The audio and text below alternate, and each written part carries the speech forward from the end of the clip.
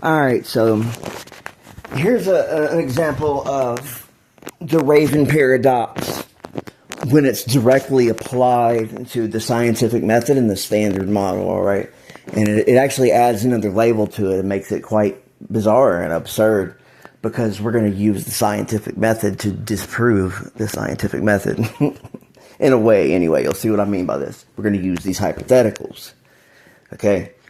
So, basically, when we're talking about the scientific method, I'm sure that most people will know this. And keep in mind, I'm making this YouTube video on my channel for anybody to see. You know, I'm making it while I'm talking with you, Forrest. So, let's say that,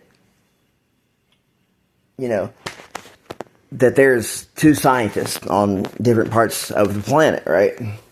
Where, you know, you could find the same species of animal. You could use any animal as an example of this. And these two scientists really don't need to be all that far apart for this to work. We just have to assume that they don't have any direct contact with each other, where these scientists would be aware of each other and the hypothesis and the scientific method that they're working out, independent of each other. So, like before the internet, things were actually like this. People would only know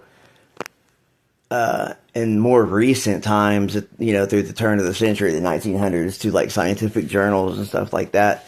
And, you know, but before that, you know, you would have to find a book somewhere or something. And there's, you know, people on the planet back in like 1400 and stuff, and before that, that would have totally just have no idea that somebody, you know, with different traits like another civilization or ethnicity even fucking exists or a part of it.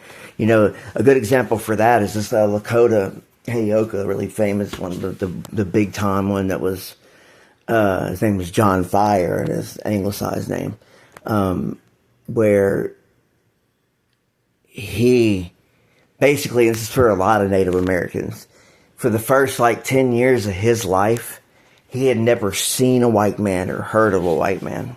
Even though this is like, you know, the 1800s, and their, you know, first contact has been made. It's quite unfortunate. Anyway, basically like that, you know, where, so let's say, you know, let's take a big swath of fucking area like the Amazon, right? Let's say the Amazon, any species of monkey or ape that you could find, or, you know, any kind of mammal. A good example, actually, in that whole area, either one of these would work, you know, jaguars or cougars. Let's say jaguars, right? Let's say one scientist is out there, and this is before, let's say this is the first time, you know, white man has stepped out into the Amazon jungle to study the you know, the fauna out in the Amazon jungle and see these animals, right? And let's say he's the first person, as far as he knows, to ever see a jaguar, right? And, you know, the normal jaguar, spots, the color, he sees that kind of jaguar. And you know that there are albino jaguars too. This is what we know as, you know, the paradox. They don't know this, but we do, as the audience to this paradox.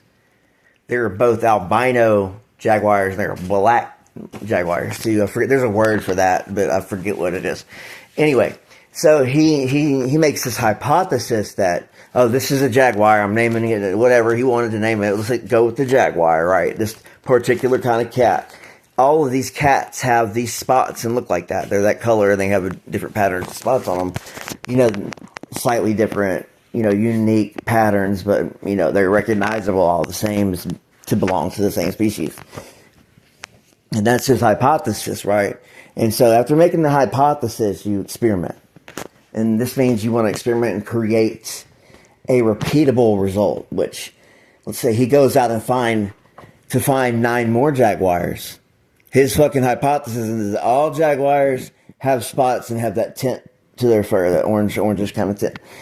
And he goes out and finds 9 more jaguars in a row. So that's 10 out of 10 jaguars. You know, it's not easy to find a jaguar. They're fucking, you know, their habitats, their territories are pretty big. So 10's a pretty big number for somebody to find. It probably would take somebody more than a year, at the very least, man, to do that. So, jaguar, right? That's his. At this point, this has become law because the theory has been tested 10 times and somebody else could go out and test this and find 10 jaguars like that over and over again. It's statistically possible for the next 10 people to go out and do that and find that. Anyway, let's say the other scientist goes out from the other, you know, another entry point into the Amazon. Let's say that he's from a different nation. He's a French guy. The last one was British or whatever. They're not in communication with each other. They are not exchanging documents and research with each other. I promise you that.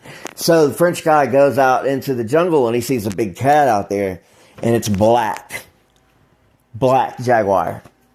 Yeah. So he's found himself a new species of big cat. And his theory is going to be that this big cat is characterized by being black. It's a black big cat. So all these big cats to the species are going to be black. And not only that, if it's not black, it's not the same species. Right? That's where we have this double up. Where it's double fucked. And I'll explain to you what I mean by that is, it is statistically possible for this man to go out and find 9 more black jaguars in a row.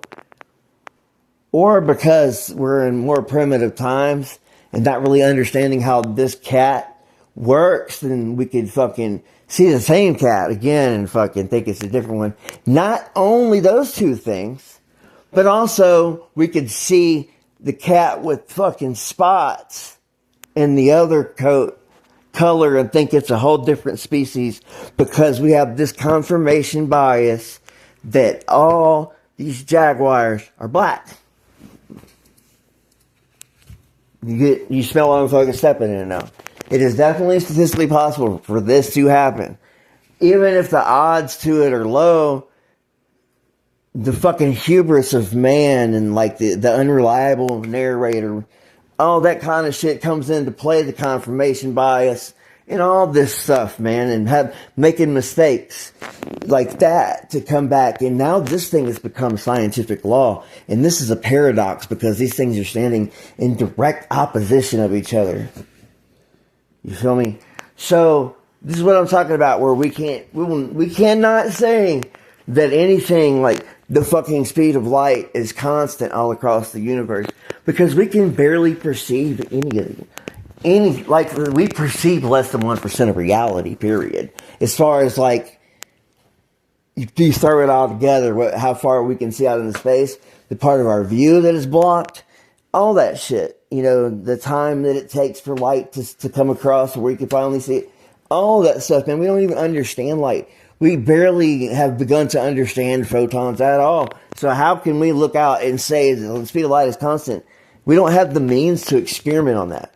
And now the only reason that's the law, we know nothing of laws. Man knows nothing of fucking laws when it comes to the universe. There are no laws, as far as we know.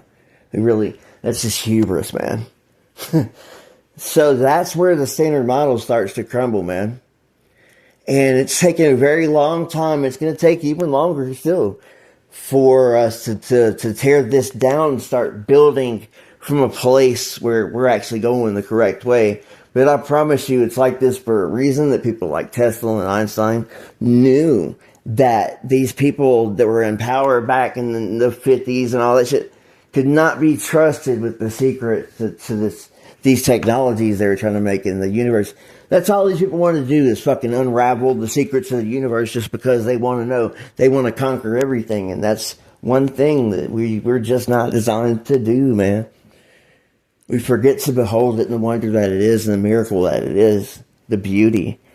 It's all fucking wound up trying to tear it open and look at its fucking guts, man. And that's that, man. That's That's Neil deGrasse Tyson and a fucking he's a professional curmudgeon and a fucking buzzkill because he just wants his tear down culture. All he wants to do is tear down people's anything that they enjoy. He wants to tear it down. That's where I'm coming from with this shit. So yeah, I'm sure you'll hear from me again on this channel about this kind of stuff.